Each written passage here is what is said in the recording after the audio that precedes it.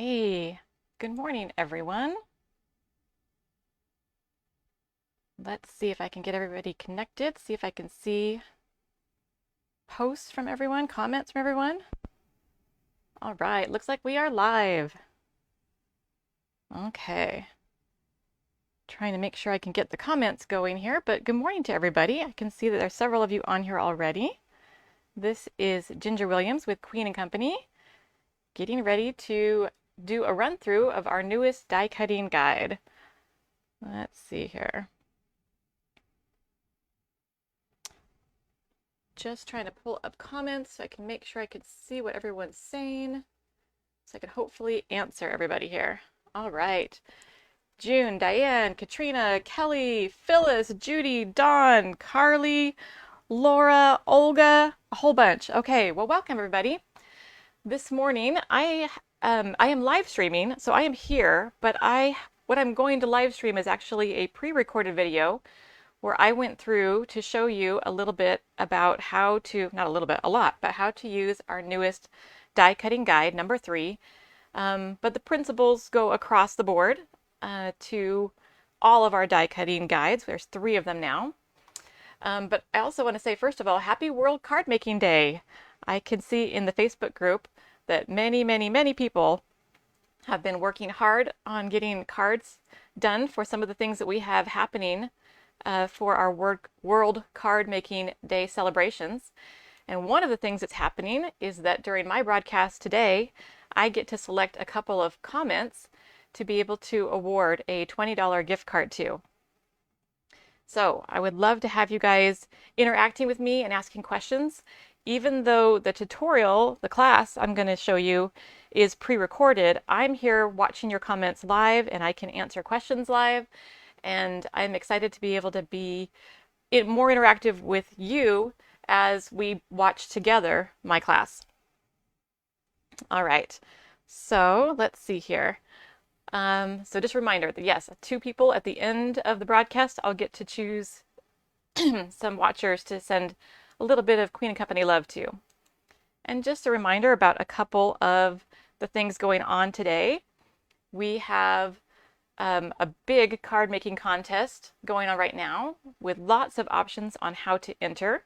And this is all happening in our Queen and Company Royalty Facebook group. And we would love to have you over there and participating. You have until Monday night to take a look at the challenges, including that you can use this new die cutting guide as one of the ways to enter this contest. So if you're crafting along with me this morning, then you should definitely be able to take any creations you make and enter them for a chance to win another gift card. And winners will be announced on Tuesday, and it's just random, so everyone is completely eligible in every way to participate and have fun with. Also, over in our Royalty Facebook group, not on our Facebook page, you're on our Facebook page watching right now, but if you go to our Royalty group, you will also see pinned to our featured post our grand prize giveaway. Leave a comment on that post answering the question in that post, and you will have a chance to win one of our upcoming prizes or upcoming products before it's even available to anyone else. Our newest foundations, 19, 20, and 21, that are coming out in a couple of weeks. All right, so definitely keep those things in mind because those are happening all throughout the weekend. Again, you have till Monday to be involved in that. And of course, there is still shopping happening over at queenandcompany.com. Lots of great flash sale items still available over there, as well as our brand new products, our awareness ribbon, and our brand new Autumn Splendor kit. And I will be using the Autumn Splendor kit to be able to do my tutorial today.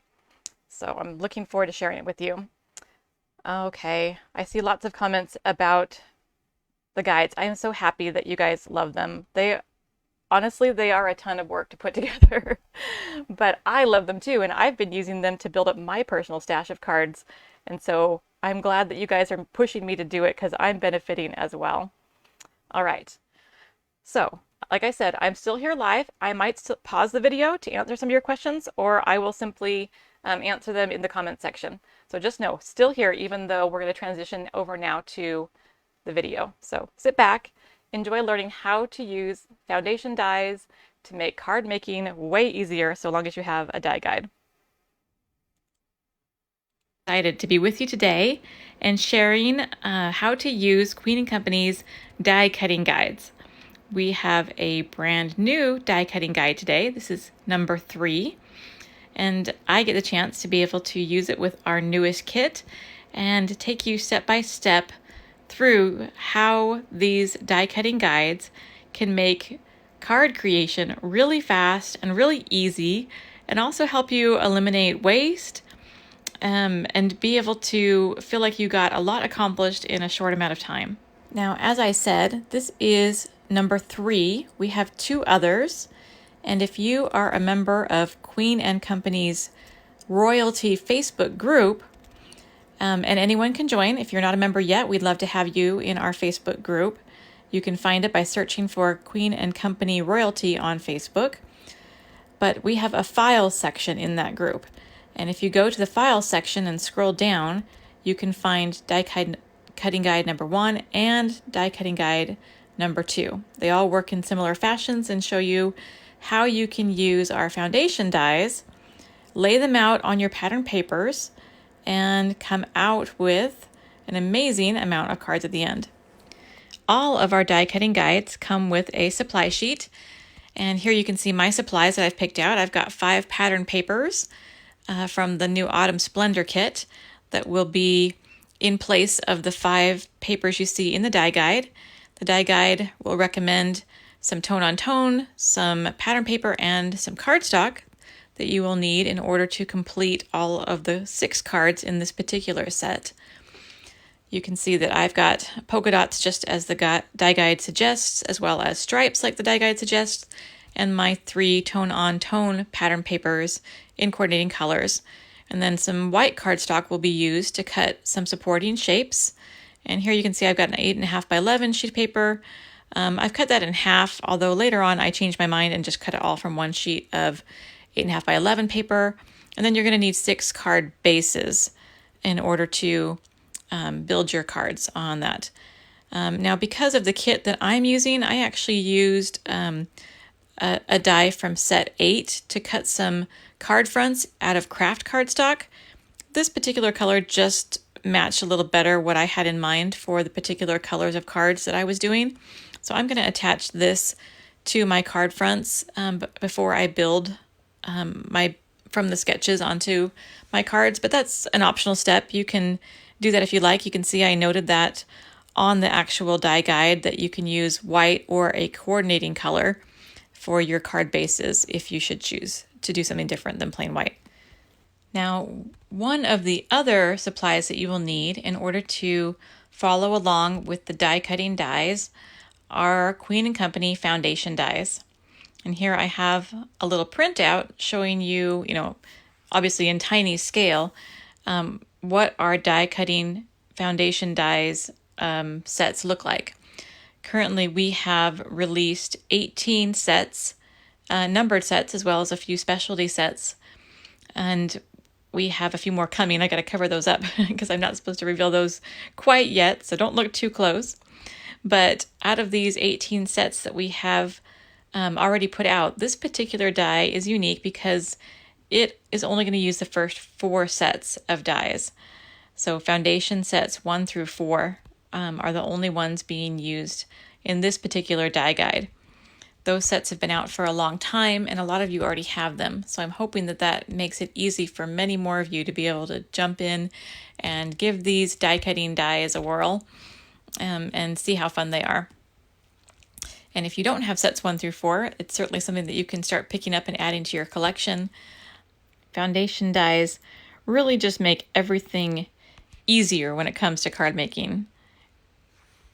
Okay, so as I said, foundation sets 1 through 4 are used on this die guide, and you can see the numbers that are written on all of the shapes, and those numbers correspond to which set of dies you can find that shape in. So you see we have numbers 1, 2, 3, and 4. Well, when you see a 1, you're going to reference foundation set 1, etc. And that makes it easier to locate the dies when you get ready to actually go to work. So you can pull up your sets, find which number you need, and grab the corresponding shape from that die set. Alrighty, let's go ahead and get ready to dive in here. I'm going to make a little room on my desk so I can get the die cut machine out. And let's also go through and talk about a few of the notes that I have written on this particular die cutting guide. There's a couple of things that I did to maximize how much you could cut out of one paper that might be worth explaining a little bit. You can see I picked a green paper to represent the actual green paper in the die cutting guide. And you can see here two shapes overlap. You're going to want to cut the scalloped circle out first. And then after you've cut the scallop circle, then you're going to want to grab that banner piece from foundation die set number 2 and cut it. And here with this banner piece from set 4, you're going to go ahead and let it kind of hang off the edge a little bit. We need it to be a little shorter anyhow, and this is the best way to make that particular shape fit as you cut it. So you'll see when I lay out my dies how I do that in just a second here. But first things first, let's go ahead and pull up the die cut machine. I'm using a Sizzix Big Shot. It's a plus, so it's extra large. It makes it a little easier when you're working with so many dies on one piece of paper, but you certainly do not need to have an extra large die cutting machine. Any of the die cut machines that will accommodate a 6-inch wide paper will work for this. I frequently use my Cuttlebug or my regular Big Shot when I am doing this. All right, time to get busy placing our dies. I am following the die guide to find the number set that I can pull these shapes from, these die shapes from, and then placing them where it says on the paper. You can see 3 is a duplicate, so of course we're only going to be able to cut that one time, that little circle, in one pass, and then after that first pass we can take a second pass. We will also cut the banner at the lower portion of that paper at that time. And you can see here that I have a little tool. If you've ever had a new cell phone, they give you this little tool to help put your SIM card in, and it's actually a really great little tool for poking your paper free from some of the dies. I have other tools too, but this one's just handy, and it's small and it sticks to my magnet, so I use it a lot. So here's our last couple of dies going into place now. We're going to go through and cut those out, and you'll see that even though a large portion of that lower banner die is missing, it's going to be all that we need. So no worries that it looks a little like something took a bite out of it. It's going to be just fine. There, you can see what I'm talking about. It's going to work. Just trust me on this one. All right, so now it's time to do the same thing with our next piece of paper. I'm using this red paper in place of the magenta that the die guide shows. And you can see that on this die guide, our banner from number 4 is going to hang off the edge a little bit, and that's perfectly fine. The sketch that we're going to use was designed to have that piece trimmed off anyhow. And you'll see that in order to get all of these shapes to fit, I couldn't even run them all through one pass. You know, the dies have a little lip around them that protrudes beyond the cutting area. And so I had to actually cut most of my shapes first with that, making sure that lip actually hung over the edge of my paper just a little bit to really get this to be an edge-to-edge cut. And then I'm about to remove that little rectangle. There you can see, I keep trying to get it in, but it's just not going to go. You're going to have to cut that separately. So set that little rounded rectangle aside. And then after you cut out your other shapes, if you truly got them all the way to the edge, then you'll be able to get that little rectangle, rounded rectangle through on the second pass. So here you go, first pass, and you'll see that we got them, all the shapes cut right to the edge, especially that large scalloped circle from foundation set number 1. Got it out, and there will be just enough room to spare to do a second pass with that rectangle. So there we go. We'll run that through the machine. You can see I'm using repositionable tape, low-tack repositionable tape to hold my dies in place. Anytime that you're working with multiple dies or really small dies, that's a really handy tool. I am actually using a magnetic platform underneath there, but sometimes things just want to shift anyways, and so you can see I use a lot of that repositionable tape to help me keep things exactly where I want, especially when I'm doing something like this where it actually really matters that things don't shift around and stay where they're supposed to be. So again, I am filling that paper nearly edge to edge in most places, following where the die guide says to place the dies from sets 1, 2, 3, and 4. And you can see that in this one, we're even putting that little tiny banner piece in the very middle of one of our one of our larger pieces. That won't matter because you won't see the middle of that paper once we finish designing our card. And so even though it looks a little strange right now, I promise no one will know but you and me after you finish making your card. As a matter of fact, here's one other thing we want to remember not to forget, is that there's an additional small piece that needs to be cut out of that large banner too from that paper. So you'll see that small little circle from number 3 has to get that second pass through so that you'll have all the shapes you need.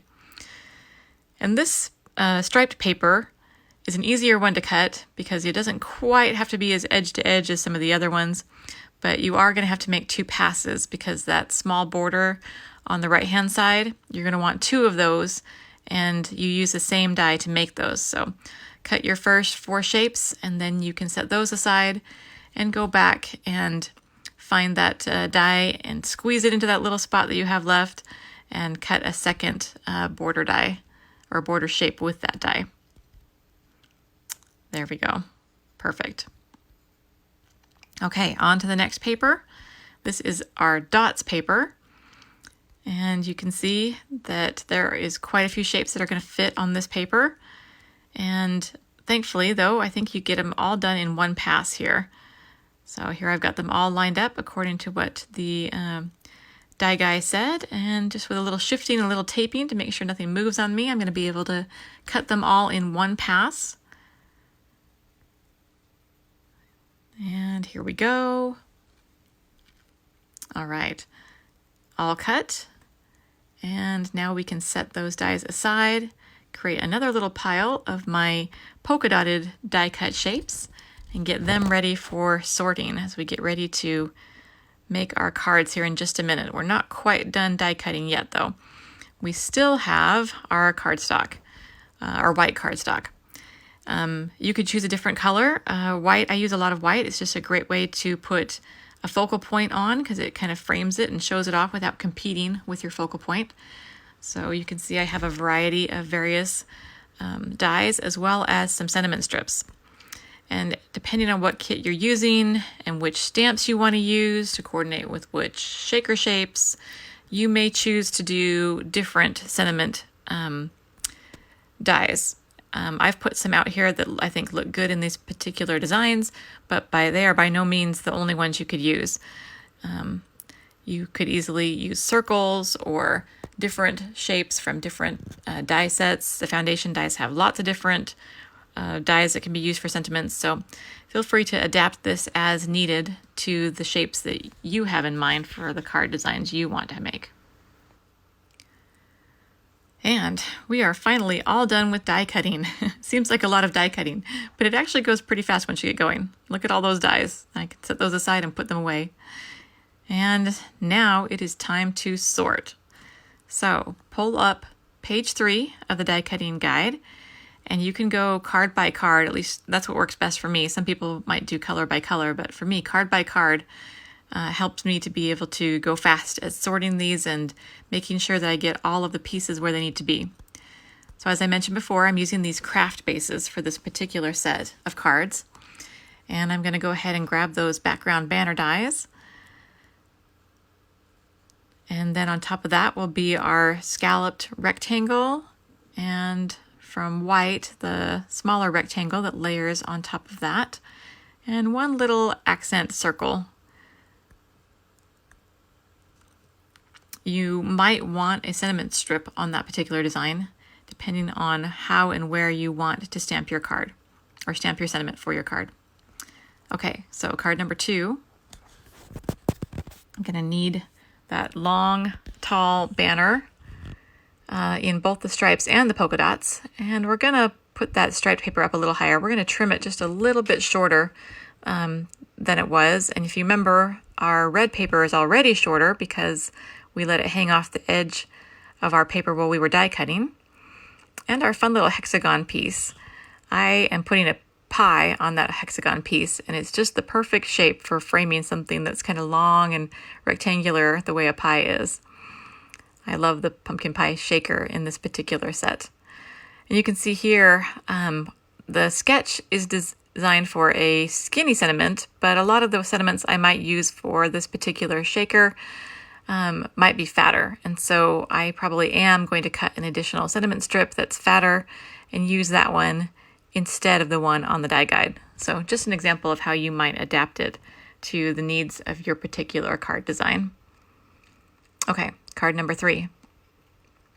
Remember that hole? It's not going to show. We're going to cover it up good. And no one will know the better. Same thing with our little banner piece here. Almost looks like it's trying to smile at us. But no one will know except for you and me. Okay, cover that with the striped paper. And now our pretty scalloped red paper with its coordinating circle on top of that. And a couple little fun accent dies that you may or may not end up using. Sometimes I take them off because I feel like I don't need them after I get my focal points on, or because of the way my focal point is shaped, I end up deciding not to use them. You can see that in some of my finished projects that I sometimes opted to keep those circles and accents and sometimes decided to drop them. The choice is yours. Okay, next card. We're going to be layering these long border pieces together. So stripes on the bottom, polka dots on top, and for me this pretty turquoise is the one I want to stand out, so it's on top. But you could switch that order around if you wanted. All right, now a couple of fun little accent pieces on top of my red rectangle, and then our fun little banner. I really love a little string of banners, especially when they are made of all different papers. Kind of gets you a fun feel for the color mixes in this particular paper pad, at least this particular mix of turquoise and red and kind of a apple green. Okay, next card, card number 5. This one has a basic structure to it, using a couple of different papers in order to give it some interest and additional colors. So you've got your rectangles on top of a border die and another one of those fun little accents.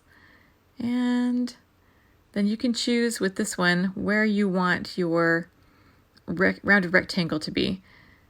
So you'll see on my finished example, I did some fall trees, and I actually moved that shaker or that white rectangle over quite a bit in order to accommodate their shape. But that's the beauty of adapting things to whatever cards you were making. And this is our final card design. Lots of layering going on here, again with hidden holes. But no one will be the wiser at the end because it's going to be a really cute card design. And this one, I think, gives you plenty of space where almost no matter what you do decide to use as a focal point, you're probably going to want that little accent piece to help anchor the colors in this particular design. And this one we're actually going to make. So I'm going to take the time to go ahead and start putting this one together. I have a love affair with foam tape, so you're about to see just how much I tend to use as I put together a set of cards.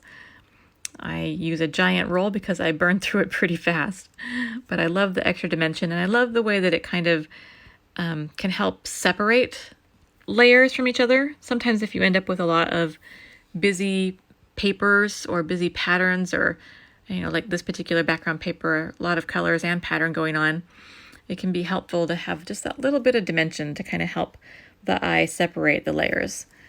That way they don't start to look muddled running into each other. You can see here that I am using liquid glue.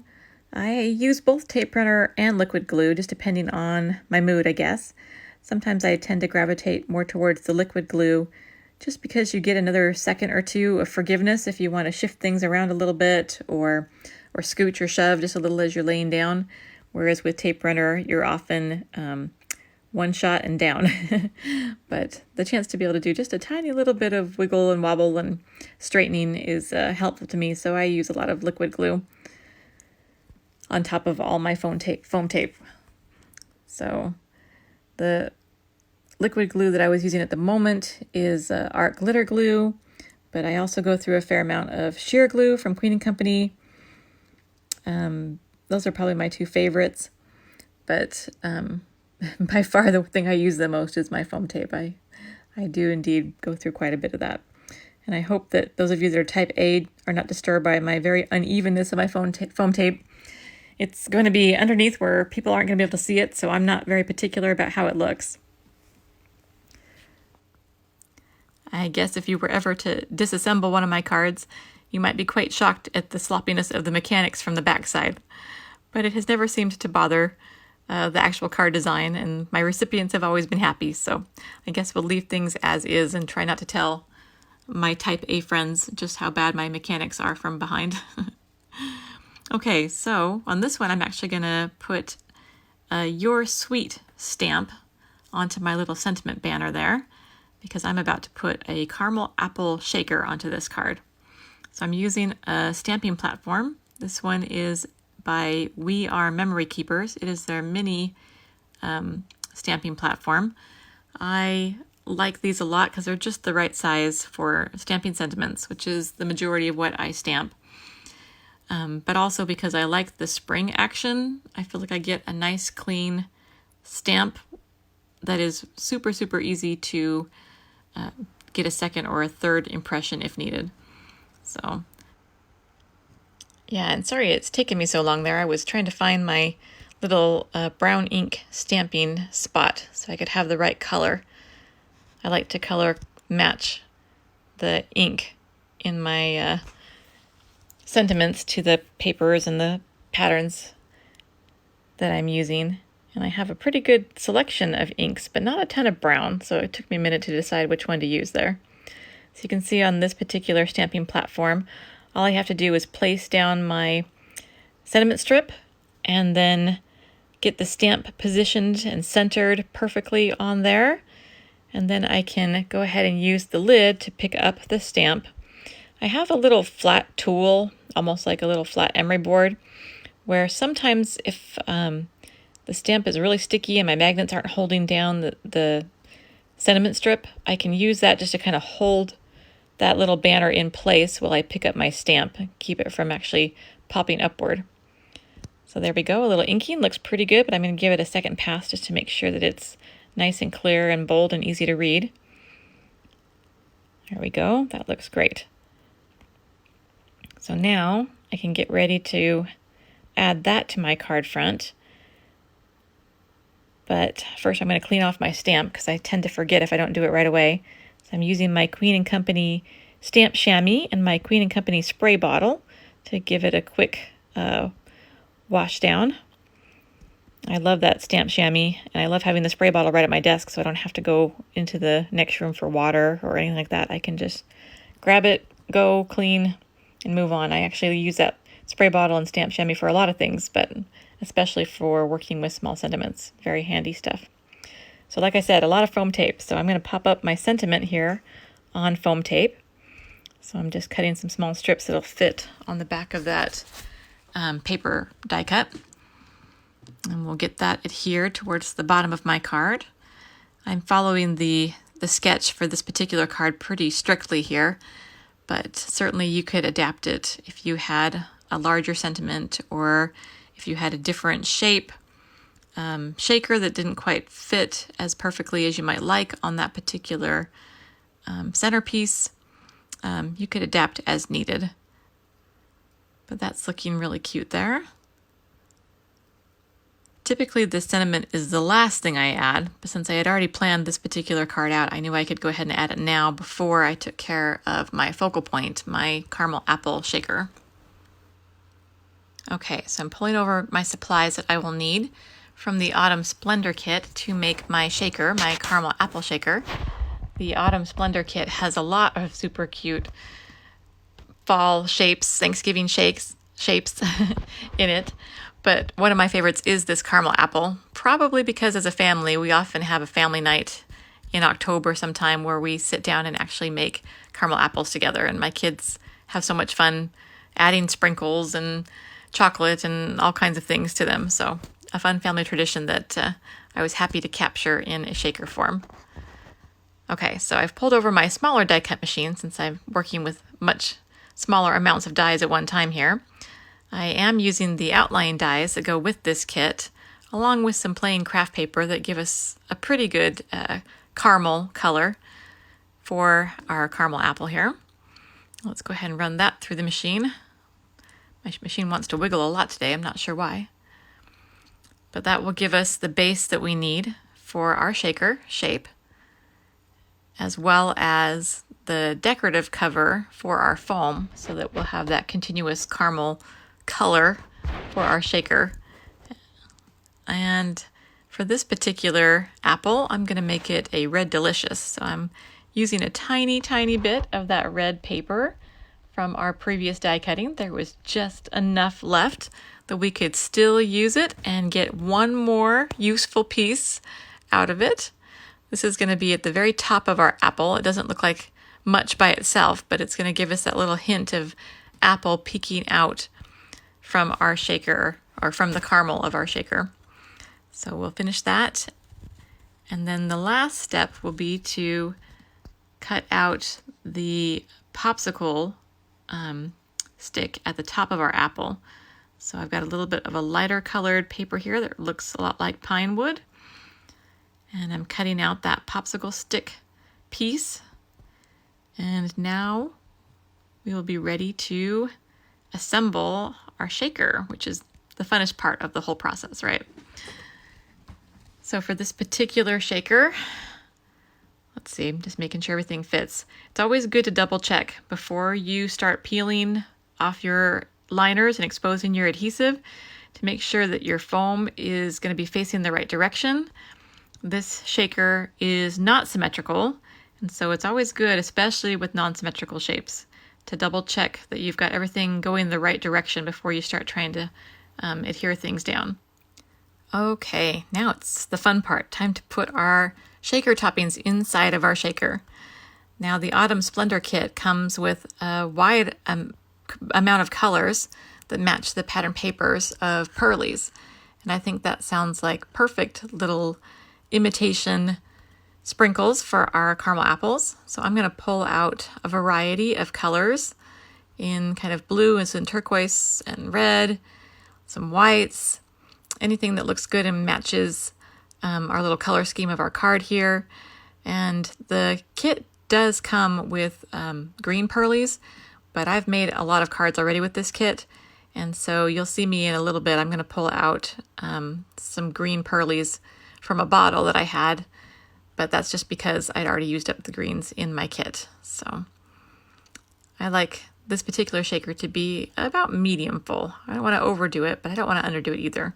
When our kids make caramel apples, they make a pretty good sized mess with sprinkles that go everywhere because they want to cover those apples pretty much head to toe. So I'm going to fill this shaker up pretty full.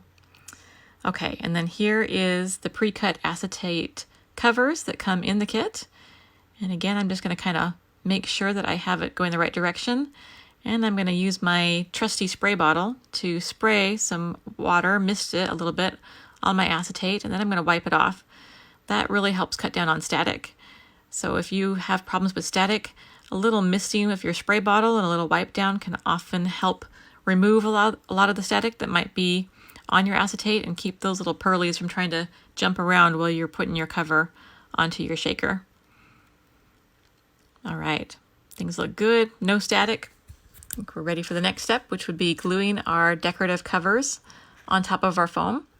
Usually you only have one cover on top of the foam. You might have other accents, but this time you're going to see that the traditional piece that we use to cover our foam isn't going to cover all of the foam. It's only going to cover part of it because I wanted that extra foam to be there to help support the top of your apple, which I'm about to glue on. Oh yeah, that's right. Make sure you get that popsicle stick in. I keep forgetting that. It's the second or third time I've made the apple, and almost every time I want to forget to put that little popsicle stick in first. But if you can get the popsicle stick down, then you can add your little apple piece on top of the foam, and you'll have your foam all covered up and looking proper. Okay, that is looking pretty good. Now we can get ready to go ahead and attach this to our card. A little bit of glue should do the trick there. And then once we get that glued down, then we'll get to my second favorite part of card making, which is adding all of the embellishments. And if you've seen my cards before, then you know that I'm a pretty big fan of bling and embellishments, and I add them to just about everything because I think they add a lot of interest and extra detail and dimension. And so you'll see that I don't really have a lot of rhyme or reason, but I like to scatter some fun bling across all my cards. And thankfully, Queen & Company, you couldn't ask for a better place to be able to find the cutest bling and buttons and embellishments anywhere. And they're all in a wonderful rainbow of colors, so I never have trouble finding things that coordinate and match well. This time I'm using some lollies in kind of a turquoise and green to kind of create a visual triangle around my shaker and help draw the eye around my shaker, as well as add some interest and dimension. And now I have some glitter epoxy dots in red and turquoise and a little bit of green. I'm going to add those across my card and help kind of complete my little triangle pattern a little bit. I think I'm prone to perhaps adding too much bling. I frequently find myself putting a few little accents down and only to take them back up by thinking, okay, too much. Gotta know when to stop. And usually I overdo it before I remember, oh, back off. And thankfully you usually get a few minutes before the adhesive is really, really stuck down where you can change your mind without any damage. So I think I'm going to add just a little bit more to the bottom there, to the sentiment, because I've got a fair amount of space left over. And I think it'll look good to fill it here. So I've got these red matte epoxy dots. I'm going to go ahead and add those as accents on the card. And that looks really quite cute. I think we're just about done. I'm going to go ahead and add my card front to my card base to complete my card. Kind of finish it up and make sure it is polished and ready to be sent. Again, I'm just using liquid glue, especially for this step. I really prefer liquid glue because getting a card front that is a different color than your card base to perfectly line up with a tape runner can be a bit of a challenge. So I prefer the liquid glue for that step especially. And I think we could add a little something extra here. Obviously this is not something that's in the die guides, but you're always welcome to add a little bit of extra embellishments. This time I'm going to add a little bit of this red baker's twine, just tying myself a little bow. I think that would just add a little bit of softness and extra character to the card here. So I'm going to tie a cute little bow. I'm not going to tie it around the stem. We're just going to make it look like it's going around that, well, not stem, around the popsicle stick. But I'm just going to glue it down to the stick there. Too much hassle to try to tie it actually around there. And now my card really is complete. And I'm not going to take the time today to go through and work through each one of the other cards. I've actually already done that using this die guide with slightly different papers. You can see that here. The color scheme's just a little bit different. So you can see how they would look all finished with slightly different colors. And here you can see I did add an extra background paper that's not in the die guide. You can adapt that way as well. You can see I left the circles off and sometimes left them on. But in general, I made very few alterations to the way that the sketches are. In fact, I think that one's not even really altered at all. But all of them have their bling and embellishments added wherever I thought looked best. You can see again, I scooted some of those things around just a little bit, some of the pieces around just a little bit. But very little adaptation was needed, just a few little nudges here and there or accents off here or there.